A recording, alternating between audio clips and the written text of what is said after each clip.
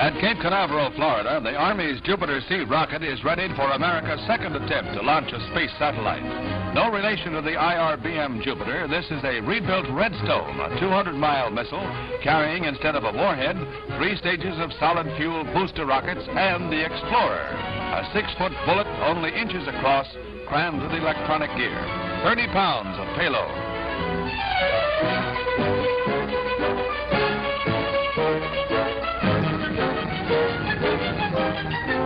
This close-up of the United States edition of Sputnik was made at a press conference with leaders of the scientific teams, Dr. Werner von Braun, Dr. James Van Allen, and Dr. William Pickering, a 3-way collaboration between private industry, academic science, and the military.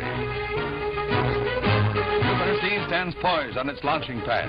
The hours-long countdown approaches 0, a moment of enormous tension, for every missile launching is still an experiment. Any one of tens of thousands of things can go wrong, with catastrophic results. But all that can be done to assure perfection has been done. The moment is at hand. The countdown reaches 0.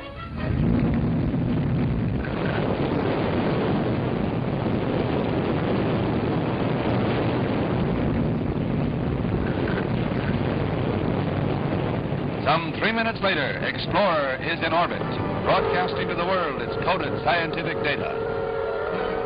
Cosmic ray intensity, meteor impact, solar radiation. These are the dry facts that will help carry man ever farther into the age of space. Fittingly, in that same year, 1958, Alaska finally won its long-sought statehood. Alaskans celebrated with an enthusiasm recalling sourdough days. A new state, twice as large as Texas, joined the Union. To the 48th. Vice President and Mrs. Nixon toured South America and encountered rabid anti-Americanism, touched off by political ferment and economic troubles. Caracas mobs attacked Mr. Nixon in his car in a shocking climax to his tour. Earlier, communist-led mobs in Peru had stoned the Vice President. Now to West Berlin, that enclave of freedom 110 miles behind the Iron Curtain. The Free City was a showcase for democracy and capitalism. Its obvious prosperity in two-pointed contrast to the regimentation and shabby poverty of the Soviet Hill sector. Some called it the greatest professional football game ever played. Frank Gifford and the New York Giants took on Johnny Unitas and the Baltimore Colts for the NFL championship of 1958. 64,000 fans watched the battle at New York's Yankee Stadium.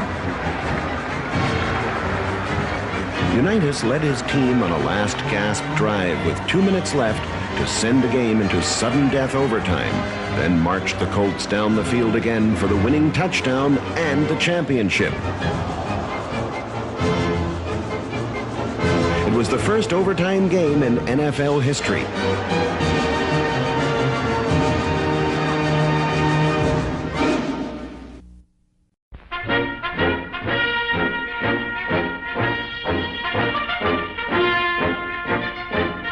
His lucrative career as rock and roll king interrupted for a while, Elvis Presley begins his military service at Fort Chaffee, Arkansas. Just another GI to become acquainted with those interminable Army lineups. Uncle Sam doesn't play favorites, and those celebrated sideburns, which were his trademark, are sacrificed to military uniformity. Locks his fans would love to touch, shorn and scattered on the barbershop floor. With the haircut goes $78 a month. He made a cool $1 million last year.